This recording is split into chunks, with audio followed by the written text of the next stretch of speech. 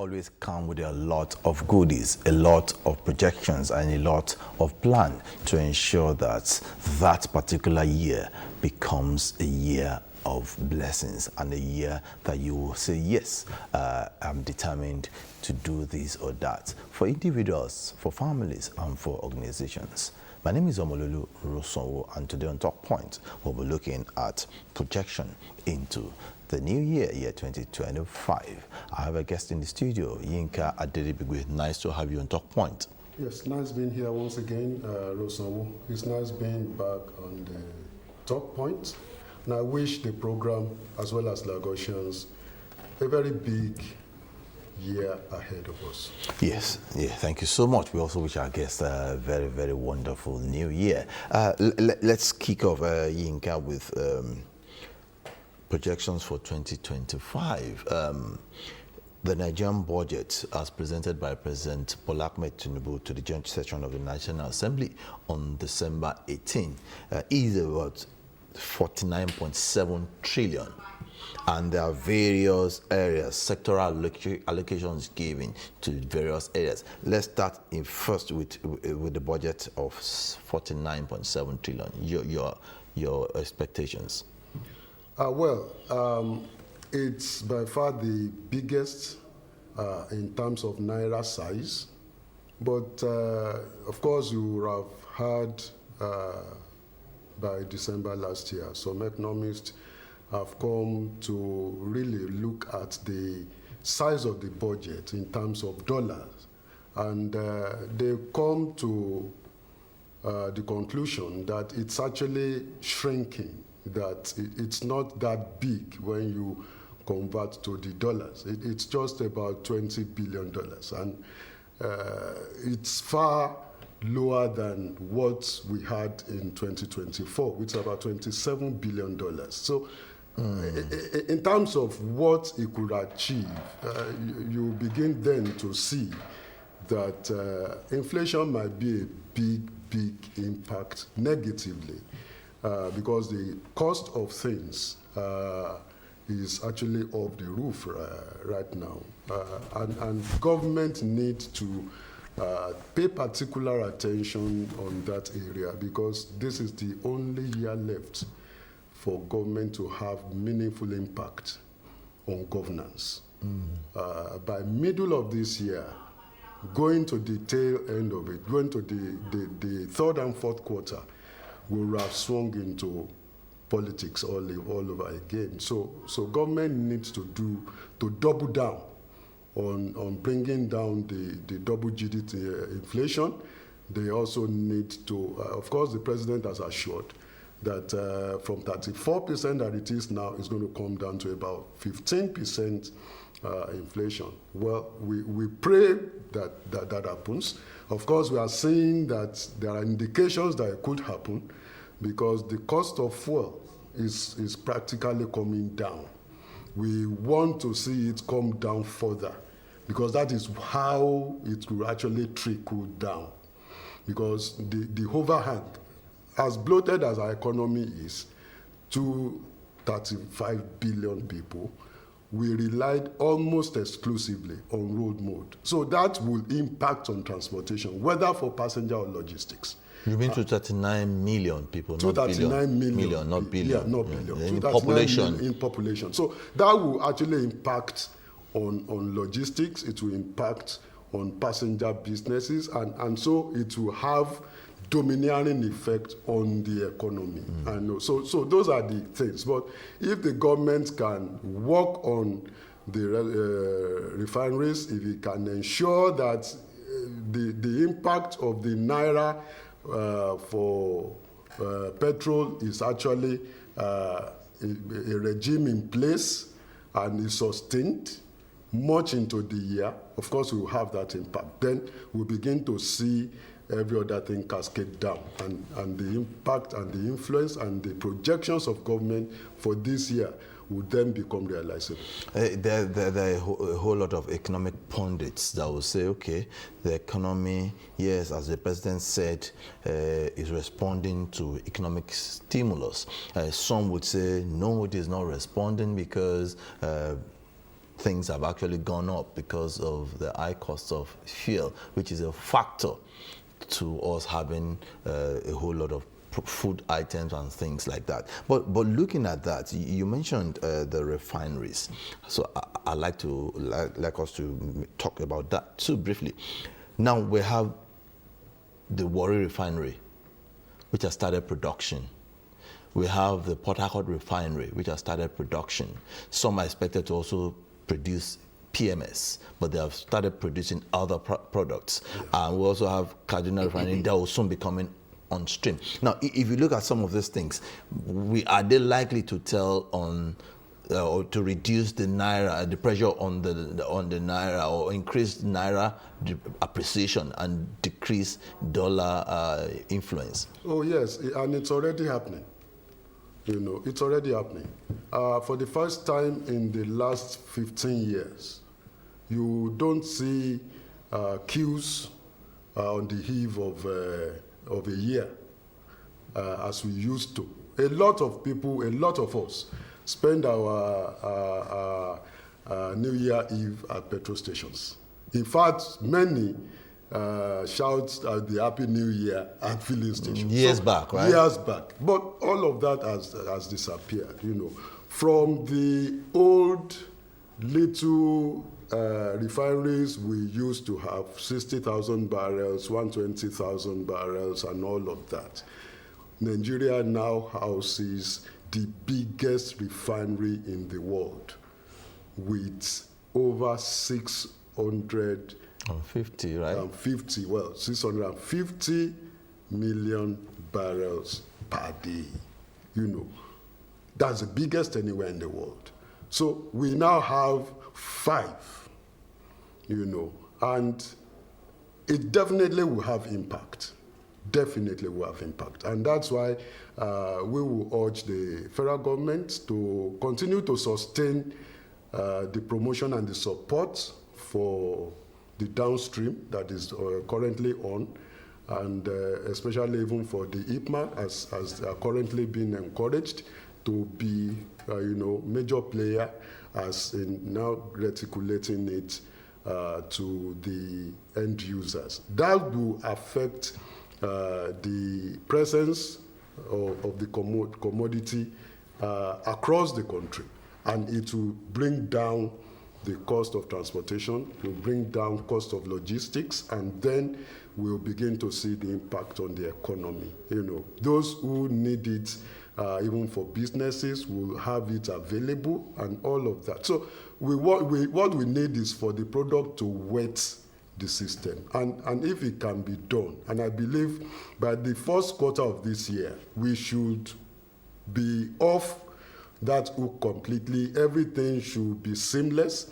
They assured us by the first quarter that the Warri refinery will be fully operational, and Kaduna will be on as well by the end of first quarter. So let's see how all of these will pan out. But I believe that it will, just like the president assured us, the economy is already responding. We believe so with him. We want to assume that he's not giving us a kite. He's been there, and so we give him our confidence that he is actually on top of the game, and we want to believe that the economy this time is not going to be as it was or as it used to be, where all of us begin to doubt and mistrust the confidence of our leaders. Yeah, we're hoping that the leadership will further strengthen the confidence, just like you said. But looking at the budget for 2025, just like I mentioned earlier, 49.7 trillion. And when you look at the sectoral allocation given to security and defense, that amounts to 4.91 trillion, about the highest. Yeah, now, are we expected now to see some of these things manifest? Looking at what the Chief of Defense staff said, that quite a whole lot of aircraft have come into the system, and a whole lot of equipment have come. What are our expectations in 2025? Well, in the last 9 years, give it to the APC government, if there's nothing that they've achieved, they've achieved the refleeting of all the arms of security apparatchik. They've ensured that on air we are able, we are balanced, we are solid. On water we are balanced, we are solid. On land we are also equally fortified. So I'll give it to them. In the last 9 years, so much has happened, all because of the insecurity that we have. And it's because insecurity connects to every other thing that is beleaguering us. You want to talk of food insecurity, you want to talk of safety on the roads, you want to talk of the variants of it, kidnappings and all of that. We need to tackle insecurity. And that is why the present administration, I want to believe, puts crucial emphasis and puts its money where the mouth is, so that you know that they are committed to routing it out. So in terms of, are they committed? They have shown us that they are, in terms of putting the money where the concerns are. In terms of the willpower, they have also shown that they are committed. The present security chiefs are walking the talk, and I want to believe that very shortly, even the Lakurawa that is rearing its head will be stamped out. I want to believe that very strongly. Let's quickly look at infrastructure. About 4.06 trillion is for infrastructure, and that also includes transportation and a whole lot of things. And I know you have a forte for transportation. Now, the president, when he was in Enugu State, confirmed that, yes, he's already looking at getting real transportation to that eastern part of Nigeria. Looking at this, are we expected to have this? Looking at also the Lagos Coastal Road, looking at the Sokoto-Badagry Road and other areas that could actually open up other areas in the economy? Well, we'll have a little challenge in infrastructure, going by the current trend in inflation. With inflation at 34% and 34 plus, you begin to see that government might have a challenge in meeting its infrastructural targets. Because the cost of things are just, and the government is posturing as if it's not going to allow variation in contract terms. That means that if you accept to do X number of road or this distance of road for X amount, you are not going to come back. We're not going to accept a variation if there are intervening variables. So what that gives to the contractor is that you are opening him up to liabilities, because he's going to get the loan from banks, at commercial rates. Okay, so it will have a challenge meeting up. Yeah, because of the inflation. I need to quickly interject here. Okay, if the contractor might have challenge, what if situations where the economy, which is based on the certain amount of dollars per barrel, and now there's a drop, the economy improves and there's a drop, are the contractors returning the money to the government because there's a drop? The thing is, even if there's a drop, that drop must be appropriated before the government can announce and spend. The government cannot in itself spend 1 cent of a national wealth except it is appropriated by the people through their representatives. So what it means, therefore, is that what this government proposes to spend is what it has tabled to the National Assembly. If there's going to be an X amount over that, it must go back to them at some point in our journey in 2025. So, but for now, is what was made available for infrastructure, will it be able to cope? That's where I'm saying we may have some challenge because of the present rates of inflation. That's what I'm saying. But if they worked on it as the indicators are showing. And the first quarter of this year showed that, well, with appreciable growth positively, there's going to be a drop in inflation rates. We will all know by March where we are going. And then we'll be, but you see, the thing about the rail aspect which you mentioned is that the rail to the east is actually ongoing as a rehabilitation effort, even by the previous government. You know, there's a Port Harcourt to Maiduguri rail line, which the rail people call the Eastern Rail Network, while the Lagos to Kano is the Western Rail Network. Now, that is ongoing. In fact, it is from Port Harcourt now, it has gone to Enugu. So it has gone to Aba, then proceeding to Enugu. So many of the businessmen are using, in fact, it is oversubscribed, which is now giving the government the impetus that is far better to continue the rehabilitation to Maiduguri. And then there will be a spur, a central line by Itakpe that will connect to Abuja. So you can now see that from Lagos you can get to Itakpe, you can link Abuja. Coming from Port Harcourt, it's also easy. So the idea is to actually connect all of the state capitals by rail and then do a ring road. That is where the president must be appreciated for talking about the Sokoto, Badagry, as well as the coastal road. Yes, let me quickly ask you on that Lagos coastal road. What's the situation now? Well, they've assured us that by the first quarter this year, they're going to complete about 10 kilometers of the road and they show to Nigerians. You know, then they continue on the journey. I believe that when that road is delivered, we will all see, you know, Mr. President, kudos to him. It's a man of ideas. Look at what Eko Atlantic City is today. You know, it's a product of ideas. And everything is telling Nigerians that you need to challenge your ideas.